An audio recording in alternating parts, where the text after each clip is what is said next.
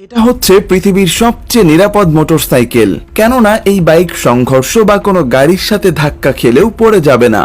অন্য 8-10টা বাইক যেখানে সামান্য ধাক্কাতেই পড়ে গিয়ে অঘটন ঘটিয়ে ফেলে, সেখানে জোরে আঘাত পেলেও এই বাইক নিজেই নিজের ভারসাম্য ধরে রাখতে সক্ষম। এর নাম অটো ব্যালেন্সিং ইলেকট্রিক ভেহিকেল বা সংক্ষেপে এইভি। অন্যান্য বাইকের মতো এটাতেও দুজন যাত্রী বসতে পারবে।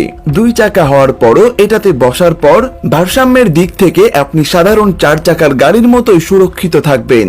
মূলত এই বাইকের মাঝখানে দুটো জাইরোস্কোপিক ব্লেড লাগানো রয়েছে, যেগুলো এই বাইকের ভারসাম্য ধরে রাখে।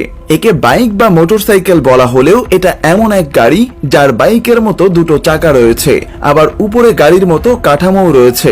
এই গাড়িটি সাধারণ বাইকের তুলনায় শুধু ভারসাম্যের দিক থেকেই নয়, বরং আরো কিছু দিক থেকে নিরাপদ।